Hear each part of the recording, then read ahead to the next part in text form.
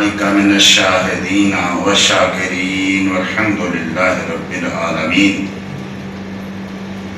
إن الله وملائكته يصلون على النبي يا أيها الذين آمنوا صلوا عليه وسلموا تسليما.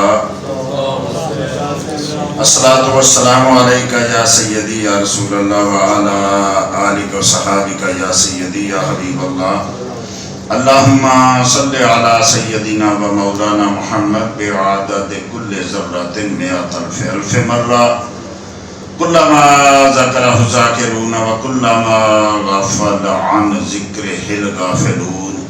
رب اشرح لي صدري ويسر لي أمري واحلل عقدة من لساني يفقهوا قولي. سبحان ربك رب العزة عما يصفون وسلام على المرسلين.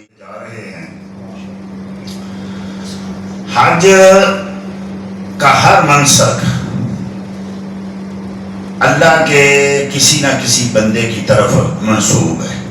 پچھلے جمعے میں نے عرض کیا کہ ہمیں اپنی عبادات میں سے کما حق ہو فائدہ نہیں ہو پا رہا، اور اگر ہمیں پتہ چل جائے مثلا یہ نماز کیا ہے، روزہ کیا ہے، حج کیا ہے، جب ہم نے حرم میں پہنچنا ہے تو کس کو، کس منصب کو ادا کس لیے کرنا ہے. ٹھیک ہے، رب نے کچھ چیزیں فرض قرار دی، کچھ چیزیں سنت قرار دے دی، لیکن اس کے پیچھے کوئی نہ کوئی ریزن تو ہوگی نا، کوئی وجہ تو ہوگی کہ ان پتھروں کو اتنی عزتیں کیسے مل گئی ہیں. تو پتھر ہی نا، بلکہ یہ پہاڑ تو آج تک ویسے کہ ویسے نہ کوئی ہریالی ہے، نہ کوئی وہاں پھول ہے، نہ کوئی وہاں پھل ہیں.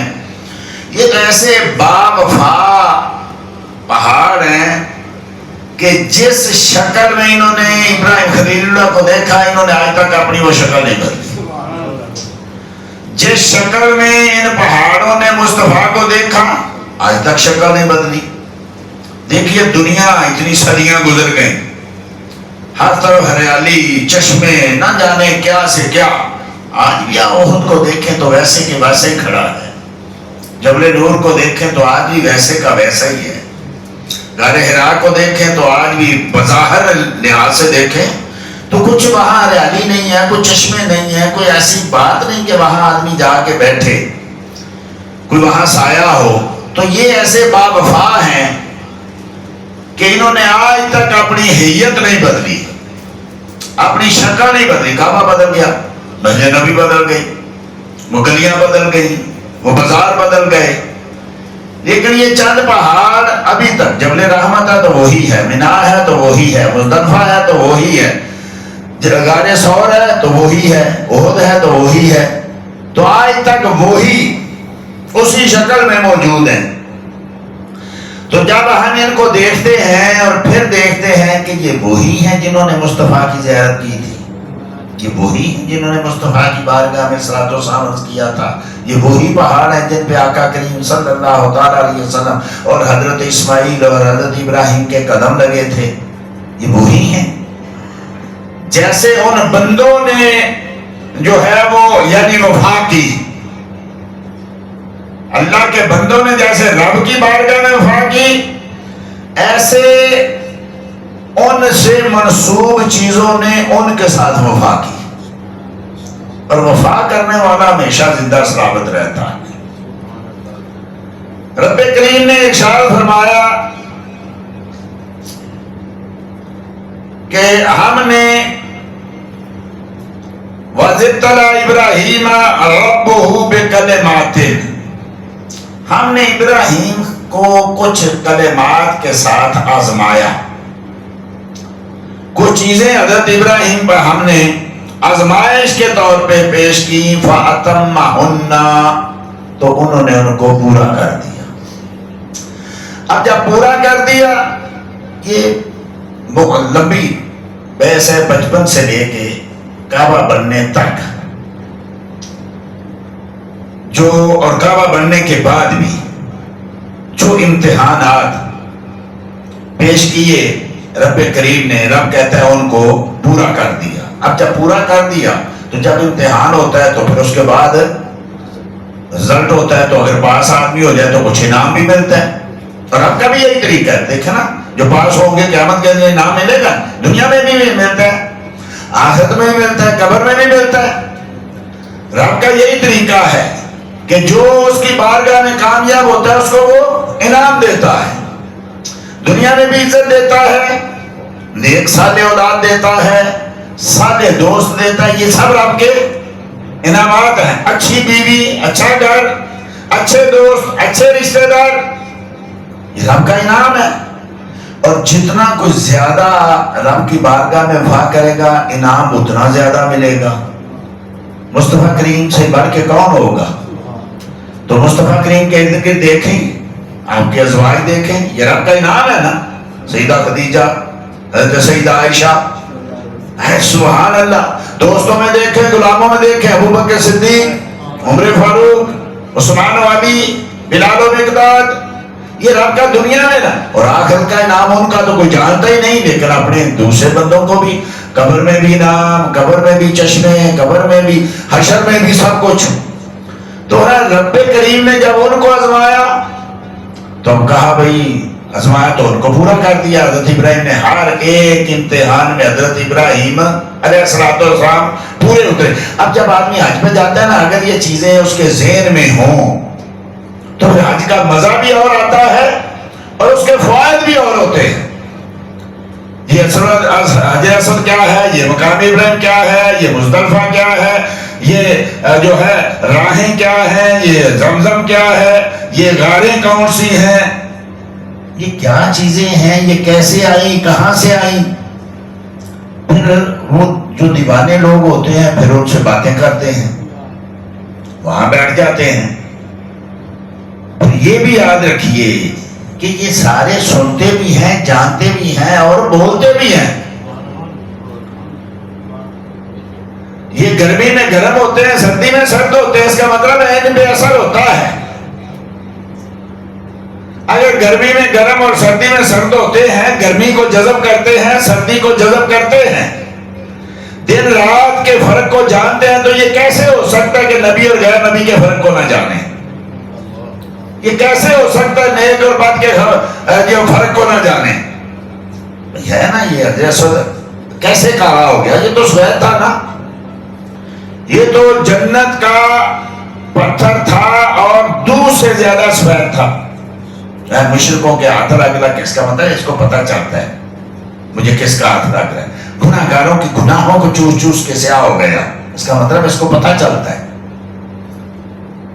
اگر آدمی یہ ساری چیزیں سمجھ جائے کہ واقعی ان کو پتہ چلتا ہے, یہ بولتے ہیں, یہ سنتے ہیں, اور کریم آقا صلی اللہ علیہ وسلم نے ارشاد فرمایا یہ قیامت کے روز حجر اسود جو ہے یہ عرش مولا کی دائیں طرف کھڑا ہوگا اور پہچانے گا.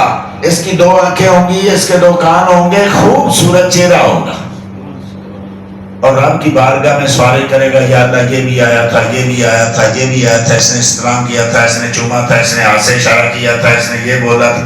ارے صدیوں تک یہ چیزیں یاد رکھتا ہے تو پتھر حجر ہی ہے نا. تو پتھروں کو اگر اتنا شعور ہے تو کیسے تم لوگ کہہ سکتے ہو کہ یہ قبروں میں جو ہیں ان کو شعور نہیں ہے؟ قبر کی مٹی کو شعور ہے, قبر کی مٹی جو ہے اس کو شعور ہے, قبر کے پتھروں کو شعور ہے. تو جس کی وجہ سے شعور ملا ان کو شعور نہیں ہے. افلا تتفکرون افلا تتدبرون, غور و فکر نہیں کرتے.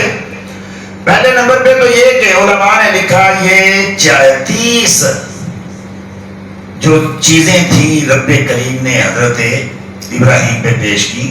تو یہ امتحان اور ہے جو بچپن سے لے کے یعنی نمرود کے پاس جانا, پھر آگ میں جانا, پھر آگ سے نکل کے مصر میں جانا, پھر مصر سے فلسطین میں جانا, پھر فلسطین سے مکہ معظمہ میں آنا, پھر وہاں سے واپس آنا, پھر ان کو آگے ذبح کرنا, پھر یہ سارے مناسب یہ الگ ہیں. لیکن جو رب کریم نے ان پہ پیش کی چیزیں ان میں 30 میں سے کہتے ہیں 10 تو وہ ہیں جو سورہ مومنون کے شروع میں قد افلح المومنون, مومن فلاح پا گئے, مومن کامیاب ہو گئے. کون؟ میں بھی مومن، آپ بھی مومن. آپ کسی کو پوچھیں کون مومن؟ بھائی مومن کی کچھ شرائط ہیں، کچھ نشانیاں ہیں. آپ بتائیں گے کسی کو کہ فلاں آدمی کے پاس جانا ہے تو اس کی کوئی نشانیاں بھی بتائیں گے نا. اس نے کپڑے کیسے پہنے ہوں گے، اس کا رنگ کیسا ہوگا، اس کے پاس گاڑی کون سی ہوگی، کہاں تجھے ملے گا، تو کیسے پہچانے گا. اگر آنکھیں ہیں تو آدمی اس کو پہچانے گا. تو فرمایا مومن کون ہے؟ قد افلح المومنون. مومن جو ہے وہ فلاح پا گئے. کون ہے مومن؟ ابھی ہم نے دیکھ رہے ہیں. ہم کہلاتے تو ہے الحمدللہ ہے نہیں. یہ بھی یاد رکھیے یہ شرعی مسئلہ ہے کہ کوئی پوچھے تو مومن ہو تو یہ نہیں کہنا انشاءاللہ، یہ نہیں کہنا ہاں ہم مومن ہیں. ایمان میں استثناء نہیں ہے، ہم مومن ہیں. لیکن مومن کی شرائط کیا ہے؟ الذین هم فی صلاتہم خاشعون. وہ جو اپنی نمازوں میں خشوع و خضوع رکھتے ہیں. نماز میں ہے تو نماز میں ہے، مسجد میں ہے تو مسجد میں ہے. یہ نہیں کھڑے نماز میں ہر پہنچے پتہ نہیں کہاں ہے، دفتر میں ہے، گھر میں ہے، کاروبار میں ہے، کہاں سے کہاں ہے. فرمایا یہ نہیں ہے. مومن وہ جو اپنی نمازوں میں خشوع و خضوع رکھتے ہیں. والذین هم عن اللغو معرضون. اور مومن وہ ہے جو لغو لا یعنی چیزوں سے بچتے ہیں، راستہ بدلتے ہیں. ایسا نہیں ہے کہ کہیں بندروں کی کھیل ہو رہی ہے تو 4 گھنٹے وہاں کھڑے ہو گئے، کسی نے موبائل پکڑا ہوا ہے 6 گھنٹے جناب وہ اس پہ گیمیں کھیل رہے. بھئی کیا اس کا کیا بعد میں نکلا کیا؟ یا تو نے آدھا گھنٹہ گیم کھیلی، بعد میں رزلٹ کیا نکلا؟ کچھ بھی نہیں. لگا ہوا ہے نا، جس میں کچھ بھی نہیں وہ لگا ہوا ہے. 1.5 گھنٹہ تو بیٹھا رہا، گپے آتے رہے تو حاصل کیا ہوا؟ نہیں کچھ بھی نہیں، لگا ہوا ہے. اس چیز کا کوئی فائدہ ہی نہیں، یہ لغو چیز ہے. تو مومن کیا لغو سے اراض کرتا ہے، دور بھاگتا ہے، لغو چیزوں میں نہیں پڑتا. آج اگر ہم اپنی زندگی کو دیکھیں اور اس کا حساب لگائیں 24 گھنٹے، میں خود ایک دن دیکھ رہا تھا کہ آج میں نے کتنی دیر میں موبائل پہ رہا. یعنی جو ڈیوٹی ہے میری 8 گھنٹے وہ تو میں کمپیوٹر پہ ہوں 8 گھنٹے، اور 5 گھنٹے موبائل پہ. میں نے کہا یار 5 گھنٹے میں نے موبائل پہ گزار دیے. ان 5 گھنٹوں میں میں کتنی بار 5 بار درر خاشی پڑھ لیتا، کتنے پارے 15 پارے 16 پارے پڑھ لیتا. اگرچہ اس میں بھی کوئی دینی کامیاں، لیکن ہر ایک تو نہیں ہے. ڈرامہ ہے، فلم ہے، گانے ہیں، لغو چیزیں ہیں، بے حیائی کی چیزیں ہیں. چلو ساری بے حیائی کی چھوڑو، تب بھی کچھ چیزیں ایسی ہیں جن کا بعد میں آدمی ساتھ لگائے تو پہلے کچھ بھی نہیں پڑتا. تو مومن کون ہے؟ والذین هم عن اللغو معرضون. جو لغو چیزوں سے، لا یعنی چیزوں سے، لا یعنی پیسوں سے دور رہتے. ہم گھنٹوں تک سیاست پہ بات کرتے ہیں، ملک میں یہ ہو گیا، فلاں نے یہ کر دیا، فلاں نے یہ کر دیا، اور پھر ان کی ماؤں بہنوں تک جاتے ہیں، گالی گلوچ کرتے ہیں. ہم نے بگاڑے؟ نہیں. ہم سوار سکتے ہیں؟ نہیں. تو گھنٹوں تم کیا کر رہے تھے؟ مومن لغو چیزوں سے دور رہتے ہیں. جب میرا عمل دخل نہیں ہے تو میں اس میں اتنا وقت کیوں گزاروں؟ والذین هم للزکاۃ فاعلون. مومن کون ہے؟ جو نمازیں کے ساتھ زکات ادا کرتی. کتنے آدمی ہمارے زکاتوں کا پتہ ہی نہیں ہے. زکات دینی ہے نہیں دینی ہے، کتنی ہے پتہ ہی نہیں. فرض بھی ہوئی ہے کہ نہیں پتہ ہی نہیں. ہوئی ہے تو کیسے دینی ہے، کس کو دینی ہے. کئی لوگ احسان جتاتے ہیں، اور جی میں نے زکات دینی تھی ابھی تک کوئی بندہ نہیں ملا، میں نے 6 مہینے ہو گئے دی نہیں. لو ارے بھائی جیسے زکات دینی فرض ہے، ایسے بندہ بھی تجھی پہ ڈھونڈنا فرض تھا. یہ کسی اور نے آ کے نہیں تجھے ڈھونڈ کے دینا تھا. جیسے نماز کو ڈیلے کرنا حرام ہے، گناہ کبیرہ، ایسے زکات کو بھی ڈیلے کرنا حرام ہے، گناہ کبیرہ ہے. مومن جو ہے وہ جیسے نماز کا خیال رکھتا ہے ایسے زکات کا بھی خیال رکھتا ہے. والذین هم لفروجہم حافظون. کون ہے مومن؟ جو اپنی شرمگاہوں کی حفاظت کرتے ہیں، جو ایسے ہی نہیں چلتے پھرتے. آج تو آدھے ننگے اور عورتیں تو بری کی بری ننگی، اللہ ماشاء اللہ. اب تو کہیں کوئی پردہ دار عورت کہیں کوئی ملتی ہے، حتیٰ کہ دیندار گھرانوں کی بھی. اچھے بھلے لوگ اسٹیٹس لگائے ہوتے ہیں، ساتھ بیوی کی تصویر ہے، سب بیٹیوں کی تصویریں ہیں. اپنی شرمگاہوں کی حفاظت کرتے ہیں، اپنی قابل عزت چیزوں کی حفاظت کرتے ہیں. پھر کہ زنا عام ہوتا جا رہا ہے، شادیاں مشکل ہوتی جا رہی ہیں، زنا آسان ہوتا جا رہا ہے. شادی نہیں کرنی، یہ دیکھنا یہ دیکھنا یہ دیکھنا ہے. اور جب شادی ہوگی نہیں تو ہر بندہ عورت اس کے کچھ قدرت نے ایسی چیزیں پیدا کی ہیں، بھائی کیا ہوگا. فرمایا وہ اپنی شرمگاہوں کی حفاظت کرتے ہیں، غیر مرد اور غیر عورت کے پاس نہیں جاتے. کیسے؟ الا علی ازواجہم. شرمگاہوں کی حفاظت کرتے ہیں سوائے اپنی بیویوں کے. او ما ملکت ایمانہم. یا جو لونڈیاں تھیں جب وہ خریدی جاتی تھیں، بیچی جاتی تھیں، بھیڑ بکریوں کی طرح ہوتی تھی، وہ ملکیت ہوتی تھی. فإنہم غیر ملومین. وہ ان پہ ملامت نہیں ہے. اپنی بیوی کے ساتھ جیسے چاہو تم رات گزارو، کوئی ملامت نہیں ہے. اپنی لونڈی کے ساتھ جیسے چاہے رات گزارو، کوئی ملامت نہیں. لیکن یہ نہیں ہے کہ بیوی ہے تو اس کو بازار میں جیسے آج کل ہے، ابھی بازار میں وہ ایک دوسرے کو پکڑا ہوا ہے، کسنگ ہو رہی ہے، چوما چاٹی ہو رہی ہے، اور بھاگوں میں حسبنا اللہ و نعم الوکیل. ان کے علاوہ وہ دیکھتے تک نہیں. فمن ابتغى وراء ذلك.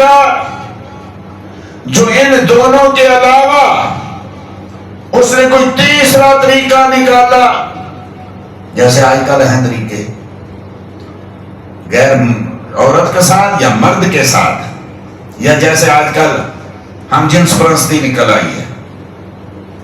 اچھا یہ بھی بڑے مسائل ہے. ہر بچہ، ہر آدمی چاہتا ہے میں کینیڈا چلا جاؤں، میں امریکہ چلا جاؤں، میں یورپ چلا جاؤں، میرے بچے وہاں یہ کر لیں گے، دنیا اچھی ہو جائے گی. ابھی آپ ہم سے بہتر یہ چیزیں جانتے ہیں. ابھی کینیڈا میں کوئی ایک والدہ کو، مسلمان والدہ کو پولیس پکڑ کے لے گئی. کیا ہوا کہ بچے نے کہا کہ ہم نے اسکول میں یہ پڑھا ہے کہ مرد مرد سے، عورت سے شادی کر سکتی ہے. ماں نے کہا بیٹا یہ تو حرام ہے، ہماری شریعت میں یہ حرام ہے. بچہ چھوٹا تھا، اسکول میں جا کے اس نے ٹیچر کو کہہ دیا یہ تو حرام ہے. اس نے فون کیا، وہ گھر میں آ کے عورت کو اس کی والدہ کو پکڑ کے لے گیا کہ تو ہماری قانون کی خلاف ورزی کر رہی ہے. ہم تو لے گئے تھے بچوں کو دنیا اچھی کرنے کے لیے، اور وہاں کیا ہوا؟ چلو بڑی کوشش کر کے اپنی اولاد بچا لو گے، ان کی اولاد کو کون بچائے گا؟ دنیا اچھی ہو جائے، یورپ میں کہیں سیٹل ہو جائے، کتنے لاکھ روپے لگا. کل یہ قیامت کے روز والدین کے گلے میں پٹکے ڈالیں گے یا نہیں ڈالیں گے، پوچھیں گے یا نہیں پوچھیں گے، تیری وجہ سے ہم یہ کتنے لوگ کافر ہو گئے. مسلمانوں کے کتنے بچے لڑکیوں کے پیچھے، شرابوں کے پیچھے، پیسوں کے پیچھے، ڈالروں کے پیچھے، کتنوں نے ایمان بیچا ہے. کل یہ قیامت کے روز والدین سے پوچھیں گے نہیں کہ تمہاری وجہ سے ہمارا دین گیا، مصطفیٰ گئے، اللہ گیا، قرآن گیا. ان کے علاوہ جو نئی چیزیں ڈھونڈتے ہیں، ہم جنس پرستی ہے یا دیگر ایسی پتہ نہیں کیا کیا چیزیں بنائی ہوئی ہیں. فرمایا وہ کیا ہیں؟ فَأُولَئِكَ هُمُ الْعَادُونَ. یہ ہیں بغاوت کرنے والے، عداوت کرنے والے، دور ہونے والے، جو نئے چیزیں ڈھونڈتے ہیں. وَالَّذِينَ هُمْ لِأَمَانَاتِهِمْ وَعَهْدِهِمْ رَاعُونَ. کون ہے مومن؟ جو امانتیں ادا کرتے ہیں، امانتوں میں خیانت نہیں کرتے، اور جو وعدہ وفا کرتے ہیں، وعدے میں خلاف ورزی نہیں کرتے۔ کریم آقا صلی اللہ تعالیٰ علیہ وسلم نے شرائط المنافق ثلاث و فی روایت اربع، منافق کی نشانیاں 3 ہیں یا ایک روایت میں 4 ہیں۔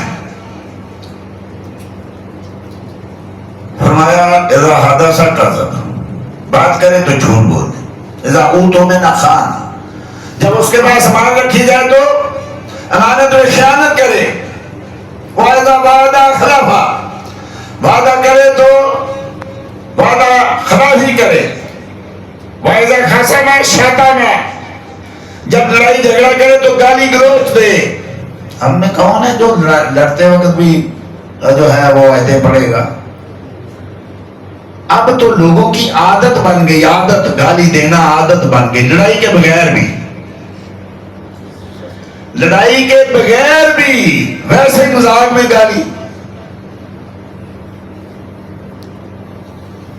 تو فرمایا امانت، اب یہ یہاں بڑے خوش ہوتے، چلو کم از کم یہ تو پورا، کیوں ہمارے پاس کو امانت رکھتا ہی نہیں ہے بھائی، صرف سونا چاندی درم و دینار پیسے روپے پیسے ہی امانت نہیں ہے، لوگوں کی باتیں بھی امانت ہوتی ہیں، لوگوں کی عزتیں بھی امانت ہوتی ہیں، کچھ اللہ کی مانتے ہیں، کچھ رسول اللہ کی مانتے ہیں، کچھ مومنین کی مانتے ہیں، کتنی ہی چیزیں ہیں جو بطور امانت ہمارے ہاں ہیں۔ یہ آنکھیں کیا ہے؟ رب کی امانت نہیں ہے، یہ کان کیا ہے؟ رب کی امانت نہیں ہے، کیوں خودکشی حرام ہے؟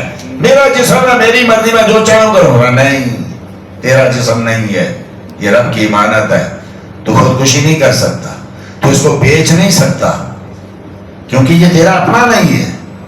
یہ نہیں ہو سکتا میرا بازو کاٹ لو اور اتنے پیسے دے دو، حرام ہے۔ خودکشی کس لیے حرام ہے؟ یہ رب کی امانت ہے ہمارے ہیں۔ جب ہم آنکھوں کو ایسی جگہ استعمال کریں جہاں سے منع کیا گیا تو کیا ہوا؟ امانت میں خیانت ہوئی۔ کانوں سے وہ سنیں جو منع ہے تو امانت میں خیانت، حرام کھائیں گے تو حرام ہے، وہ گناہ الگ، یہ امانت میں خیانت الگ۔ یہ سب رب کی امانت۔ دل یاد ہے، کسی نے کہا نا دل یاد نہیں بنایا تے تعریف نہیں زبان، اکھیاں بنائیاں سونے دے دیدار واسطے، یہ آنکھیں کعبہ دیکھنے کے لیے تھی، قرآن دیکھنے کے لیے تھی، رب کی جو ہے وہ نعمتیں اور برکتیں اور نشانیاں دیکھنے کے لیے تھی۔ یہ سورج کو اگتا دیکھو، اس کو ڈوبتا دیکھو، چاند کو بڑھتے اور کم ہوتے دیکھو، یہ چھوٹی چھوٹی کمپنوں سے اتنے اتنے بڑے تناور درخت بنتے دیکھو، یہ دھواں نما بادلوں سے موسلادھار برستی ہوئی بارش دیکھو، یہ مختلف قسم کے پھلوں سے مٹھاس دیکھو، کس نے پیدا کی؟ سیب بھی ہے، آم بھی ہے، انگور بھی ہے، کیلا بھی، سب پڑا ہوا ہے، سب کھاؤ، ذائقے الگ لے کر پوچھو، میٹھا یہ میٹھا، یہ میٹھا، یہ بہت میٹھا۔ بھئی تو نے چاروں کو میٹھا کہہ دیا، چاروں کا ذائقہ تو الگ ہے، یہ کس نے یار اس کے اوپر یہ چھلکے چڑھا کے ہمارے پاس پہنچا دیا، اتنی حفاظت کر کے کس نے؟ اسی لیے رب کریم کہتا فَلْيَنْظُرِ الْإِنسَانُ إِلَىٰ طَعَامِهِ إِنَّا صَبَبْنَا الْمَاءَ صَبًّا ثُمَّ شَقَقْنَا الْأَرْضَ شَقًّا۔ وہ کچھ نہیں دیکھتا، بھول جاتا ہے نمازوں کو، روزوں کو، وعدوں کو، امانتوں کو بھول جاتا ہے، کھانا تو نہیں بھولتا نا، یہ تو کئی بار کھاتا ہے، بھائی اسی طرف دیکھ لیا کر، کہاں سے آیا، کس نے پیدا کیا؟ ہم نے بارش برسائی تھی، ہم نے زمین کو پھاڑا تھا، ہم نے اس میں سے ٹوپلیں نکالی تھی، ہم نے اس میں سے تناور درخت بنایا تھا، پھر اس میں پھل لگایا تھا، پھر کہاں سے لے کے کہاں تک تیرے تک پہنچا، اور تو نے کھا کے ڈکار مار دیا، رب کا شکر تک ادا نہیں کیا۔ غور و فکر کرو اس میں، وعدوں کو پورا کرتے ہیں۔ رب سے وعدہ نہیں کیا تھا الستو بربکم، میں تمہارا رب نہیں؟ ہاں، یہاں کے کتنے بنا لیے، اپنی خواہش کو رب نے بنا لیا۔ رب کا حکم ایک طرف میرا دل نہیں چاہتا اور میرا دل چاہتا ہے کہ کیا ہے؟ مصطفیٰ کو ہاں بات تو ٹھیک ہے، حدیث تو ہے، پر کیا کریں یار، اب دنیا میں بھی تو بسنے نا، برادری بھی تو ہے نا، گھر بھی تو چلانا ہے نا، بچے بھی ہیں، کیا کروں؟ ہے آیت بھی ہے حدیث بھی ہے، لیکن میں کیا کروں؟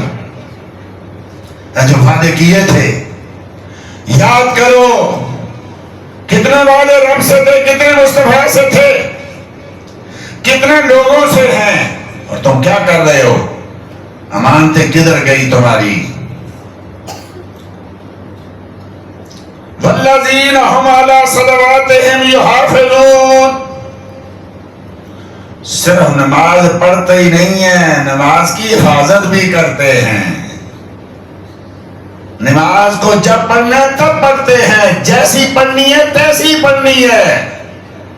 کئی لوگ ہیں ایسے جیسے اللہ رسول پہ احسان جد ہو، خوش شکر کرو میں نے پڑھ لی ہے، تم دین کو اتنا سخت کر رہے ہو، ہاتھ یہاں باندھو اور نظر یہاں رکھو اور کپڑے ایسے پہنو، اور جی مسجدوں میں آئے تو مولوی اتنی باتیں، شکر کرو پڑھ لیتے ہیں۔ ارے شکر کس بات کا کرے تیرا؟ تو نے کیا احسان کیا نماز پڑھ کے اللہ اور اللہ کے رسول پہ اور علماء پہ؟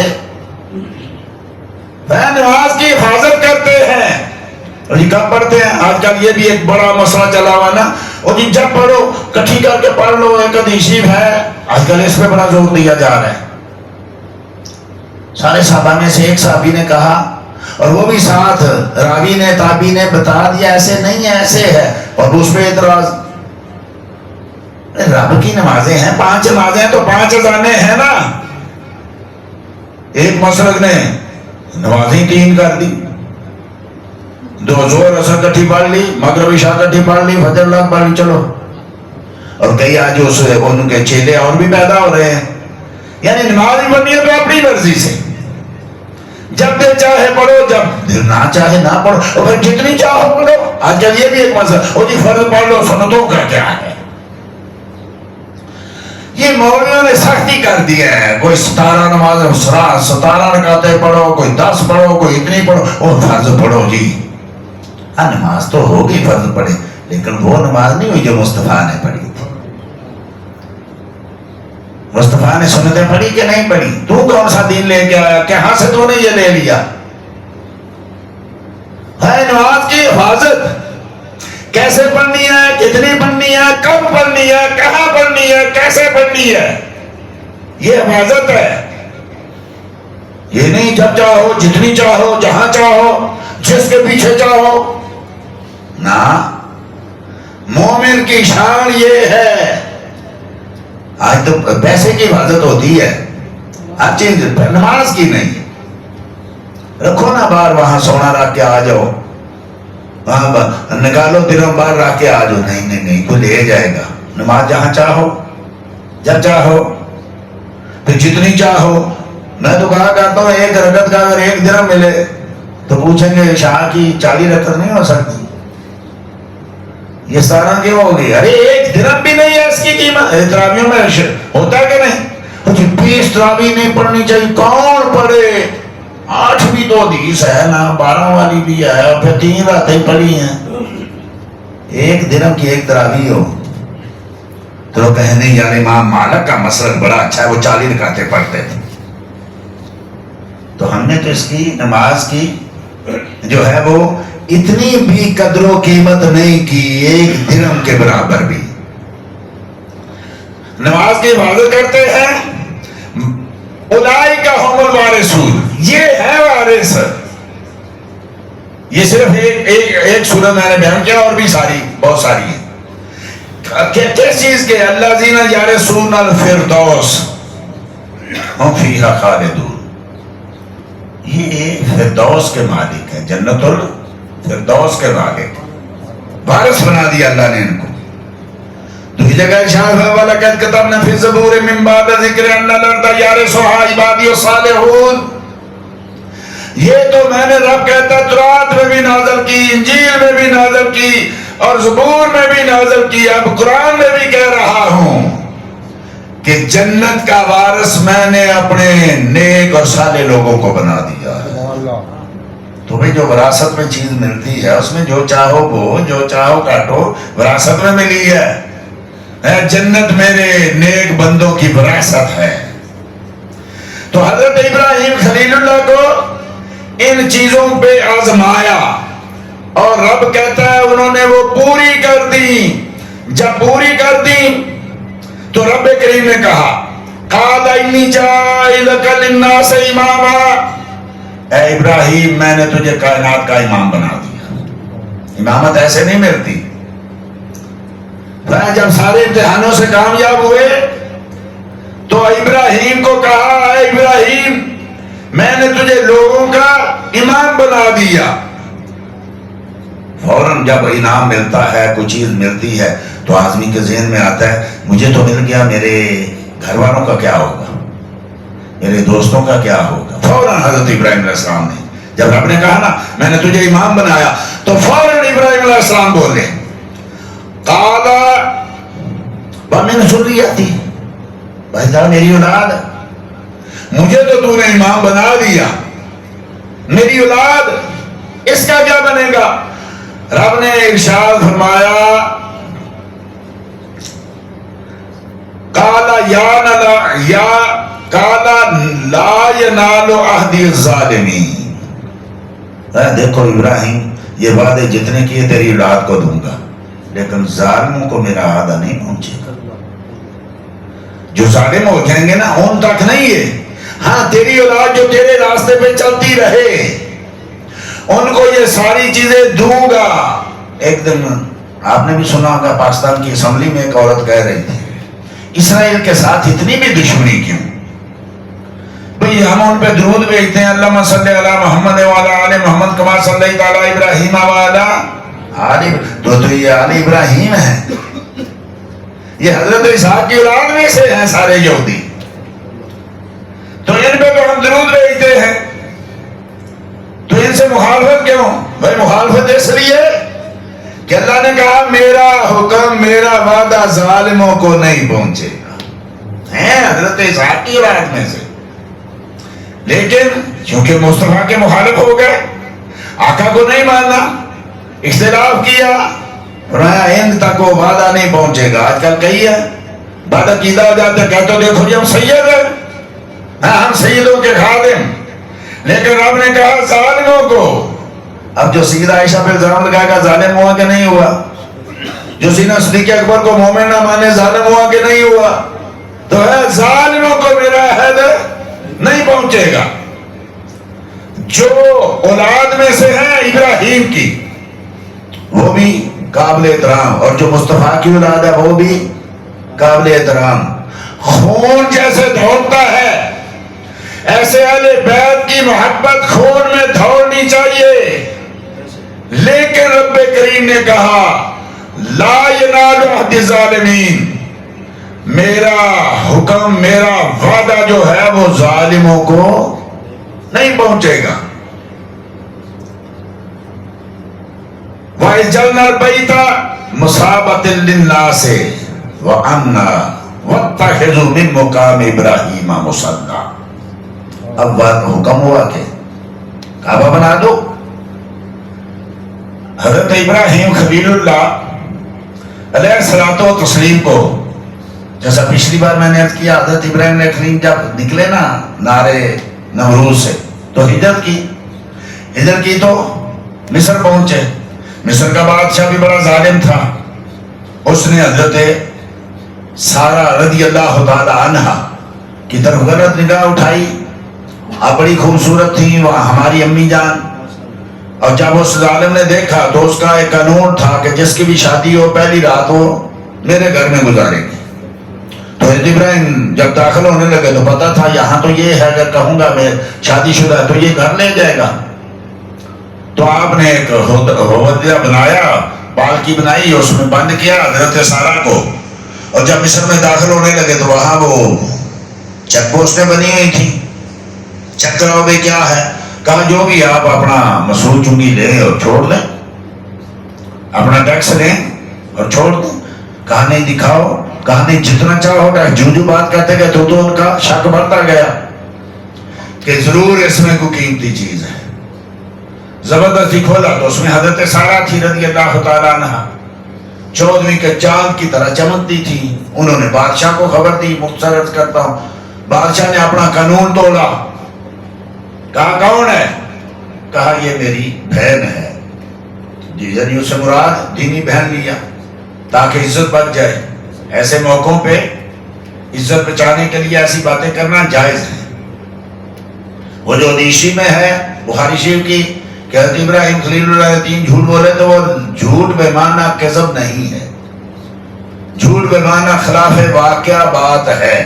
انبیاء کرام جھوٹ نہیں بولتے، وہ جھوٹ سے بچے ہوئے ہیں، منع کرتے ہیں۔ اسی لیے امام رازی نے امام اعظم ابو حنیفہ رضی اللہ تعالیٰ عنہ سے نقل کیا کہ امام اعظم ابو حنیفہ نے ایک اصول بنا دیا، فرمایا بجائے اس کے کہ میں نبی کو جھوٹا کہوں، میں کسی نہ کسی راوی کو جھوٹا کہہ دوں گا، راویوں کا تو پتہ نہیں ہے، تو میں اللہ کے خلیل کو جھوٹا کہوں۔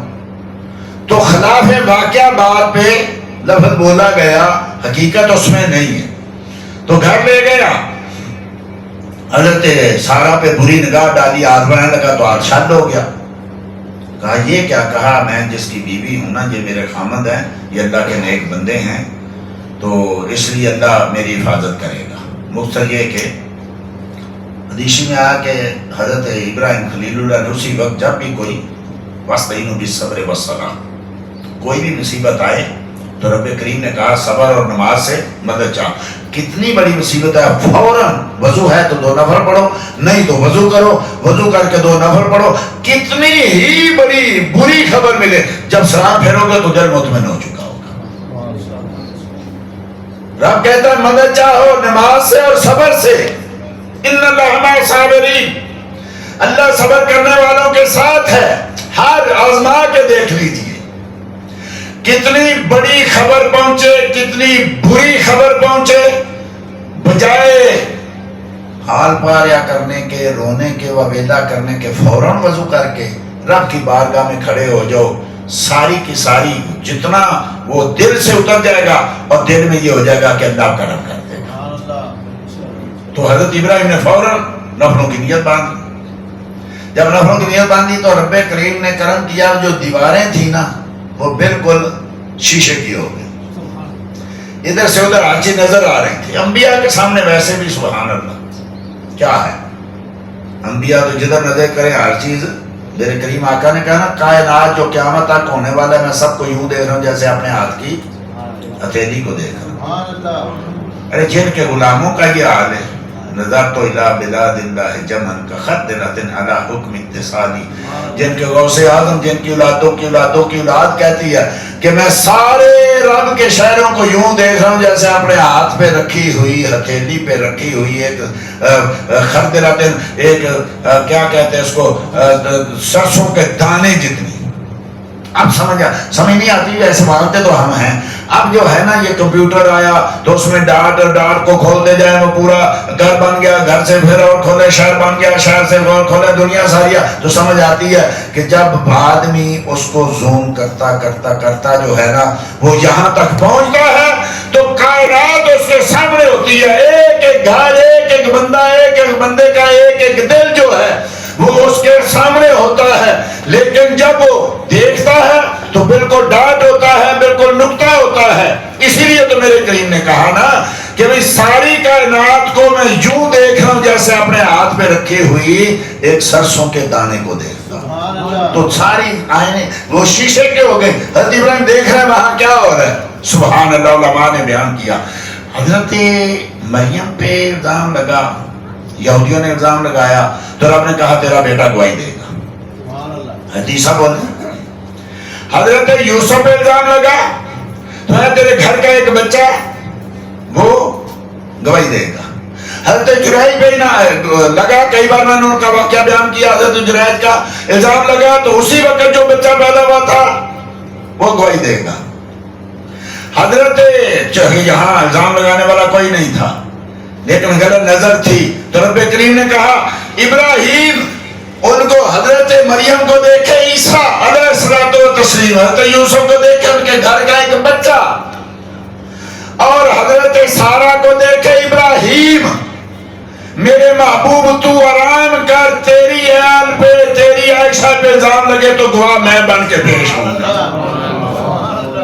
تجھے مخلوق کی گواہی کی ضرورت نہیں ہے، تو آرام کر، تو سو۔ یہاں تیرے آل کی، تیری اہل کی، تیری گھر کی الزام کی بات ہے تو میں قرآن نازل کروں گا، میں تیری گواہی دوں گا، میں عائشہ کی پاکی کی گواہی دوں گا۔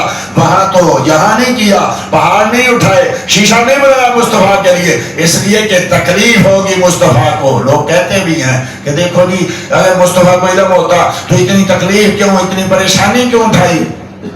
بھئی چلو مان لیا ایک منٹ کے لیے، حضرت مریم کو تو یقین تھا کہ نہیں کہ میں صحیح ہوں، کیوں پریشان ہوئی؟ مت قبل ھذا وکنت نسیا منسیا، کاش میں اس سے پہلے مر چکی ہوتی، بھولی بسری ہو گئی ہوتی، مجھ پہ الزام نہ لگتا۔ چلو کسی اور کو یقین نہیں، سیدہ کو تو یقین ہے نا کہ میرے پاس آنے والا رب کا فرشتہ ہے، نی رسول ربک لِأَهَبَ لَكَ غُلَامًا زَكِيًّا، میں تیرے رب کا رسول ہوں اور تجھے صاف ستھرا بیٹا دینے آیا ہوں۔ بھوک ماری، ان کو تو پتا تھا لیکن پریشانی کیوں؟ میں بھی جانتی ہوں، عیسیٰ بھی جانتا ہے، میرا رب بھی جانتا ہے، پر لوگوں کو کون بتائے گا، لوگوں کے ساتھ کون بات کرے گا، اس لیے پریشان ہوئی۔ مصطفیٰ کو بھی پتا، سیدہ عائشہ کو بھی پتا، صحیح بخاری ہے، منبر پہ بیٹھ کے میرے آقا نے کہا اس قوم کا کیا ہوگا جو میرے محبوب رب کے اللہ کے رسول کی آل پہ اعتراض کرے۔ واللہ ما علمت فی عائشہ الا خیر، اللہ کی قسم میں جانتا ہوں کہ میری عائشہ پاک ہے۔ یہ وہی سے پہلے کی بات ہے۔ حضرت علی سے پوچھا، حضرت اسامہ سے پوچھا تیرا عائشہ کے بارے میں کیا خیال ہے؟ اللہ و رسولہ عالم۔ حضرت اسامہ نے کہا، مولا علی نے کہا اللہ و رسولہ عالم، اللہ اور اللہ کے رسول جانتا ہے۔ مصطفیٰ نے نہیں کہا جب میں جانتا ہوں تو پوچھ کیوں رکھا ہوں؟ تو کہہ رہے اللہ اور اللہ کا رسول بہتر جانتا ہے، جب میں تجھے پوچھ رہا ہوں تو اس کا مطلب ہے مجھے علم نہیں ہے؟ نہیں کہا، اس لیے لوگوں کو پتا چلے میں بھی جانتا ہوں، میرا رب بھی جانتا ہے، عائشہ بھی جانتی ہے، لیکن منافقوں کو کون سمجھائے گا؟ اس لیے پریشانی ہوئی، اس لیے نہیں کہ جانتے نہیں تھے، جانتے اس لیے تھے کہ منافقوں کو یہ ساری چیزیں کون بتائے؟ رب نے کہا میں بتاتا ہوں۔ تو قرآن کا پوری سورہ نور کی پہلی 18 آیتیں نازل کر کے فرمایا اگر تو آج بولے گا تو کل کو کوئی حدیث ضعیف کہہ دے گا، کل کوئی کسی راوی پہ اعتراض کر دے گا۔ محبوب تو آرام کر، میں قرآن میں نازل کرتا ہوں، جب تک قرآن رہے گا عائشہ کی پاکی بھی بیان ہوگی۔ تو اس لیے حضرت وہاں سے نکلے، جب دیکھا نا 2 بار اس کے ساتھ ہوا تو اس کو سمجھ آ گئی کہ میں غلط ہوں، یہ واقعی رب کے بندے ہیں، ان کو چھوڑنا چاہیے۔ تو ساتھ اس نے اپنی بیٹی دی اور کہا ہا اجر لک، یہ تیرا اجر ہے۔ ان سے اس کا نام پڑ گیا ہاجرہ، ہا اجر لک، یہ تیرا اجر ہے، یہ تیری خدمت کرے گی۔ اب لوگوں نے یہاں بعض ہمارے بھی علماء نے لکھ دیا، ہمارے بھی سیرت نگاروں نے لکھ دیا کہ وہ لونڈی تھی جو دین تھی، اس لیے یہودی کہتے ہیں کہ اسماعیل علیہ السلام ایک لونڈی کی اولاد ہے اور اسحاق علیہ السلام ایک شہزادی کی اولاد ہے، سارہ کی اولاد ہے، اس لیے تمہارے نبی پیدا ہوئے حضرت ہاجرہ سے، اسماعیل سے، اسماعیل کی اولاد سے مصطفیٰ، تو تم ہوئے غلام، وہ ایک لونڈی کی اولاد، ہم ہوئے شہزادی کی اولاد۔ اور ہمارے بھی بعض علماء نے لکھ دیا اس کو اپنی سیرتوں میں، یاد رکھیے بظاہر چھوٹی چھوٹی چیزیں ہوتی ہیں لیکن انبیاء کی عزت، انبیاء کی عصمت پہ کبھی کوئی سودا نہیں ہونا چاہیے۔ فرمایا ان کی بیٹی تھی، شہزادی تھی حضرت ہاجرہ بھی، یہ لونڈی نہیں تھی۔ حضرت اسماعیل کسی لونڈی کی اولاد نہیں ہے، وہ شہزادی کی اولاد ہے۔ اب وہاں سے عزت کی، اس نے کہا یہاں رہو، کہا نہیں یہاں نہیں رہنا، فلسطین چلے گئے۔ فلسطین جا کے جو ہے آپ نے ڈیرے ڈالے۔ اب چونکہ حضرت سارہ کے ذہن میں تھا میں پیچھے سے آئی ہوں، میں شہزادی ہوں، میں خاندان کی ہوں، اور پھر وہ شہزادی کی طرح رہتی، حضرت ہاجرہ کو تھا تو میرے تو باپ نے ان کی خدمت کے لیے بھیجا، وہ خدمت کیا کرتی تھی اور اللہ نے حسن بھی دیا تھا، جوانی بھی دی تھی، خدمت بھی کرتی تھی، تو زیادہ توجہ جو تھی وہ حضرت ہاجرہ کی طرح حضرت ابراہیم کی ہوئی۔ سبحان اللہ، ایک حدیثی میں ہے کہ انہوں نے کہا کہ آ تو گئے تو کھانا تو کوئی بھی نہیں، تو کریں گے کیا؟ اچھا میں کچھ لے کے آتا ہوں۔ حضرت ابراہیم علیہ السلام نے نکلے، اچھا میں کچھ لے کے آتا ہوں۔ اب بات تو نکل گیا لیکن لائیں کہاں سے؟ اب گھر جائیں واپس خالی جو آ جاؤں گا تو کیا سمجھیں گی؟ تو ریت کا بوری بھاگ لی۔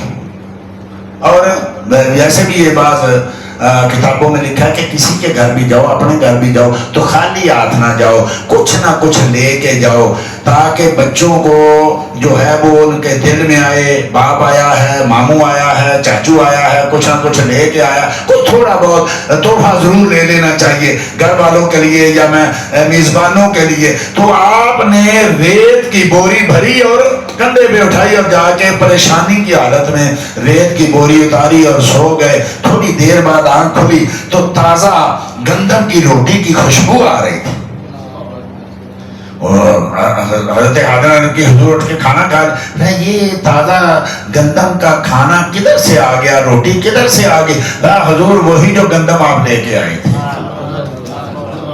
وہی گندم جو آپ لے کے آئے تھے اسی کی روٹی بنی۔ اللہ کا شکر ادا کیا، باری تعالیٰ تو بڑی عزتیں رکھنے والا ہے، تو نے کرم نوازی کر دی، ریت کو جو ہے وہ گندم بنا دیا۔ اچھا، مصطفیٰ کریم صلی اللہ علیہ وسلم سے ایک حدیث شریف ہے، ایک آدمی مصر سے نکلا اور اس نے مصر میں قید پڑا ہوا تھا، لوگ بھوکے مار رہے تھے، باہر نکلا تو ایک ریت کا ٹیلا تھا، تو دل میں خیال آیا یا اللہ آج یہ ٹیلا کبھی گندم کا ہوتا نا تو میں ساری اٹھاتا اور تیرے مخلوق میں جا کے تقسیم کر دیتا۔ اس وقت کے نبی کو وحی آئی کہ میرے نبی اس کو بتا دے یہ گندم کا ہوتا تو تقسیم کرتا، جتنا تجھے ثواب ملتا میں نے تجھے ثواب عطا فرمایا۔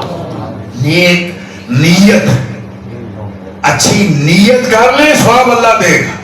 میرے کریم آقا نے کہا نیت المومن خیر من عملہ، مومن کی نیت عمل سے بہتر ہے، کیونکہ نیت تو خالص ہوتی ہے، عمل بعض اوقات آدمی کرتا ہے کبھی رہ جاتی ہے، کوتاہی ہو جاتی ہے، پورا نہیں ہو پاتا، کرتا تو ہے لیکن نیت تو پوری کی تھی، اس لیے پورا نیت ثواب۔ اب جب وہ توجہ ہوگی نا زیادہ حضرت حاجرہ کی طرف، تو حضرت سارہ کے دل میں خیال آیا، لازمی بات ہے جب خامد کسی اور طرف دیکھے گا تو وہ جو عورتوں میں ہوتا ہے تو سخت طبیعت کی تھی، شہزادی تھی نا، اس کی کریم آقا صلی اللہ علیہ وسلم نے ارشاد ہے عورت جو ہے نا یہ پسلی سے پیدا ہوئی ہے، اس کو جیسی ہے چلنے دو، اس کو سیدھا کرنے جاؤ گے تو ٹوٹ جائے گی، صبر کرو اس کی باتوں پہ اللہ تمہیں اجر دے گا۔ جو کڑوی ہے، جو سخت عورت ہے، فرمایا اس کے ساتھ گزارا کرو۔ حضرت سیدہ کی مثال دی گئی، سیدہ سارہ کی کہ سخت تھی، کہا میں میرے خامد اس کی طرف زیادہ دیکھتے ہیں، میں اس کا چہرہ بگاڑ دوں گی تاکہ اس کی طرف دیکھے ہی نہ۔ غصے میں تھی اس وقت، قسم اٹھا لی میں اس کا مسوڑ کر دوں گی، اس کی چہرہ بگاڑ دوں گی۔ اب جب غصہ اترا تو پریشانی ہوئی کہ میں نے کیا کی ہے۔ حضرت ابراہیم کی بارگاہ میں عرض کی حضور میں نے یہ قسم کھا لی ہے، منت مان لی ہے کہ میں حاجرہ کا چہرہ بگاڑ دوں گی۔ اب میرا غصہ اترا تو مجھے یاد آیا یہ تو غلط ہے، تو کیا کروں؟ تو حضرت ابراہیم نے بارگاہ خداوندی میں عرض کی کہ سارہ سے یہ ایسے ہو گیا تو اب کیا کریں؟ تو کتابوں میں لکھا ہے کہ اللہ کی طرف سے حکم آیا کہ سارہ کو کہو کہ حاجرہ کے کان میں سوراخ کر دے اور ناک میں سوراخ کر دے، تیری قسم کو۔ اس کو کہتے ہیں ہیلا۔ جو لوگ تحریفی تو ہیلے بڑے کرتے، ہم پلے سے نہیں لاتے، اللہ رسول کے حکم سے لاتے ہیں۔ یہ ہیلا کیا اللہ نے کہ سارا کے کان اور ناک چھید دے، ان میں سوراخ کر دیں، تیری قسم پوری ہو جائے گی۔ اللہ نے کیا کرم کیا، اس نے تو وہ چھیدے تھے اپنی حضرت سارہ نے اپنی قسم پوری کرنے کے لیے، قیامت تک آنے والی عورتوں کے لیے اللہ نے اس کو زینت بنا دیا۔ اب وہ کان چھیدے جاتے ہیں، ناک چھیدے جاتے ہیں، ان میں زیور پہنے جاتے ہیں۔ ایک رب کے نبی کی بیوی کی جو ہے قسم کو اللہ نے ایسا پورا کیا کہ قیامت تک آنے والی حضرت حاجرہ کی جو کان اور ناک چھیدے گئے، چھیدے تو اس لیے گئے کہ ان کا چہرے کا حسن بگڑ جائے، لیکن اللہ نے ان کو ساری کائنات کی عورتوں کا حسن بنا دیا۔ اب پیدا ہو گیا حضرت سیدنا اسماعیل، سبحان اللہ، اور ان کے ماتھے میں پیشانی میں چمکتا تھا نور مصطفیٰ۔ اب پہلے ہی توجہ تھی حضرت حاجرہ کی طرف، جب یہ پیدا ہو تو مستقل توجہ حضرت ابراہیم کی، حضرت حاجرہ اور سیدنا اسماعیل کی۔ اب پھر مسئلہ پیدا ہوا، اب کہا کہ اس کو لے جاؤ یہاں سے اور کسی ایسی جگہ چھوڑ کے آؤ جہاں نہ کھانا، نہ پانی، نہ دوست، نہ احباب، کوئی بھی نہ ہو۔ حضرت ابراہیم نے عرض کی رب کریم نے چلو مکے میں کچھ نہیں تھا یہاں سوائے گرم پتھروں کے اور سوائے جلتی ہوئی آگ کے کچھ نہیں تھا. کتنا بڑا امتحان ہے. آج بچہ بیمار ہو جائے تو جمعے چھوٹ جاتے ہیں کہ نہیں؟ نمازیں چھوٹ جاتی ہیں. چھوٹے سے بچے کو معصوم بچے کو یہ ہے معصوم ہر بچے کو معصوم نہیں کہنا چاہیے یہ ہے معصوم بچے اٹھایا اور وہاں جا کے رکھ دیے بوادن غیر ذی زرع جہاں کچھ اگ بھی نہیں سکتا. پیچھے مڑ کے نہیں دیکھنا وہاں چھوڑا. حضرت حاضرہ نے آواز دی اے ابراہیم کس کے کہنے اور کس کے بھروسے پہ یہاں چھوڑ کے جا رہے. آج بھی یار اتنی گرمی ہے وہاں مکے میں کہ مکے کے پہاڑوں پہ پتھروں پہ کچا گوشت رکھے تو وہ پک جاتا ہے. چھوٹا سا بچہ اور ایک عورت کو وہاں چھوڑ کے آواز دی آپ پیچھے مڑ کے نہیں دیکھا اللہ کے حکم سے اور اللہ کے بھروسے پہ چھوڑ کے جا رہا. پھر کوئی شکایت نہیں. کہا اچھا اگر اللہ کے حکم اللہ کے بھروسے پہ چھوڑ کے جا رہے ہو تو پھر حسبنا اللہ و نعم الوکیل. پھر ہمیں اللہ کافی ہے پھر اور کسی کی ضرورت نہیں. چلے گئے. آگے جو کچھ ہوا انشاءاللہ اللہ جل مجد الکریم نے توفیق عطا فرمائی تو آئندہ جمعۃ المبارکہ کو پیش کرنے کی کوشش کی جائے گی. دعا کریں اللہ جل مجد نیک لوگوں کے